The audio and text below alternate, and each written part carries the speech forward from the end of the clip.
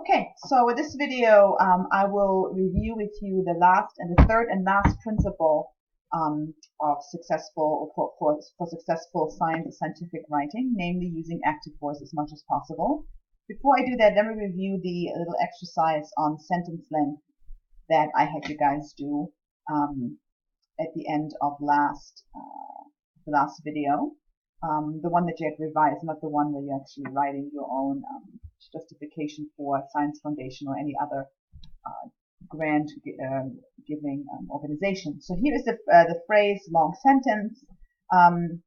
So my revision is something like this, and you probably have come up with some better versions too. Critically ill patients, it's basically, let me just go back to this one. It's basically wherever there's a comma, almost everywhere you probably want to put a period, right? Because it's a lot of and. So here, critically ill patients commonly experience sleep deprivation. This can lead to adverse consequences that are detrimental to their recovery because frequent awakenings per hour lead to fragmentation. So I added that sentence, and frequent awakenings as a because I felt there was a causal relationship. Again, it's a little harder for me to do this. I didn't write this. I took it from actually a colleague's manuscript, and she had it, of course, not written like this, but I've just changed it around a little bit. So when you're revising your own work, it's going to be a lot easier when you end up with a sentence like this, lots of ands and ands and ands. See if you can trim them down and put shorter sentences instead. So here, again, I decided to connect this part right here with a causal relationship because. And then I added also, right, with an additional thought, half of total sleep time occurs during the day, even though total sleep time is often normal amongst most patients. So out of one sentence, I made 1, 2, 3. That's a lot better than one very long sentence. You could have also put a sentence here, put a period there, and say as a result, or consequently. Those are other options as well for a causal relationship. Okay? So I hope you had some fun with that. And so now let's look at passive voice. So the tip when you're looking for passive voice, you want to look for anything by, right here. If there's a phrase in there that says by, it usually hides the actor of the action that's being described. So basically, passive voice in general hides the clear actor. And sometimes that's necessary, especially in the method section where your focus is not so much on we handed out surveys, but surveys about this were handed out. Because the surveys are more important than you doing the action. But that's not always the case. So for example, here is an example. Additionally, increased sensitivity to IR post-AZA treatment can be explained by decreased expression of NH-EJ factor Ku80. So rather than can be explained, I would just switch it around because the decreased expression of this explains this sensitivity. So decreased expression of NH-EJ factor Ku80 can explain or explains, depending on how certain you are, increased sensitivity to IR post-AZA treatment. Okay, so basically whatever is after the by, when you revise a passive phrase, becomes the actor of the sentence, and can be explained becomes either explain or can explain. Another example. To investigate the source of nutrients, eggshell membranes were compared. This is a classic example from, like a method section. To investigate the source of nutrients, we compared eggshell membranes. And you have to actually use this version here, because when you say to investigate the source of nutrients, I need to know who is doing the investigating. And I don't think it's the eggshell membranes, right? It's whoever is doing the comparing. So here you actually, if you want to keep this phrasing, you need to move to the we. Otherwise, you have what is called a dangling modifier. Basically, a modifying phrase that doesn't attach to whoever is doing the action in that phrase. Another example from a journal, introduction of a journal article, which I really thought was like, oh God, an introduction, do some active voice. And this comes from a website that is pretty interesting and has some interesting examples of active voice in science. I'll include this one in the list of links as well. It might take me a couple of days to do that. By the end of the week, this should be all updated. So more than 50 LRRK mutations are known now. All of the mutations were found, and all of this segregated were not detected.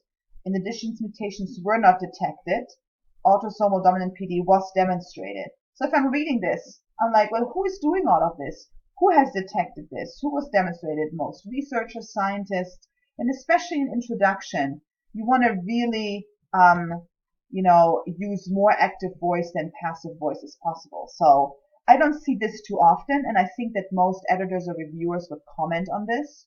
Because it also makes it a little bit difficult to follow, and it's almost unclear. From like, we're not detected. Like, why didn't you want to tell me who did this? So again, active voice, particularly introduction, should be avoided, or you should avoid it as much as possible. Here's another example from a method section, which is more appropriate, right? But you could also probably infuse some active voice. Nucleotide sequences were analyzed, alignment was performed, the number of blah blah blah were evaluated. So here you could maybe say we analyzed these sequences by using this and this. Maybe you keep the passive here, and you can keep the passive here, but maybe one of these sentences you might want to change to active. Something like we analyzed, right? You could do it with each passive phrase, but sometimes again, it might actually be useful to have the passive there for a variety of reasons, which I'll explain to you in just a second. So sometimes when I work with writers, they're like, well, I don't know who you did this, and it's the authors. And it's like, well, use authors or other agents as active subjects. So for example, Nambu et al. Have reported a theoretical study of wake formation in the presence of a magnetic field, and so on. Or it should be a citation here. All right, so you use the authors as the agents who are doing the reporting, rather than a theoretical study. Or you could also use a theoretical study reported. The wake formation reported, but that sounds kind of weird. So use the authors in most cases. While a large body of literature has explored large-scale geographic patterns and several recent papers have studied disease dynamics, few empirical studies have focused on patterns and so on. So here, a large body of literature, recent papers, and few empirical studies become the actors or agents who are doing the work, rather than it was studied, it was explored, and it was focused. And the other one, and the last one from maybe from a methods or results section, table 1 shows the frequencies of the study design criteria of included studies by sponsorship source. So table 1 becomes the actor. So it doesn't always have to be people, like the authors here, but it can also be more abstract terms or agents who are doing the action.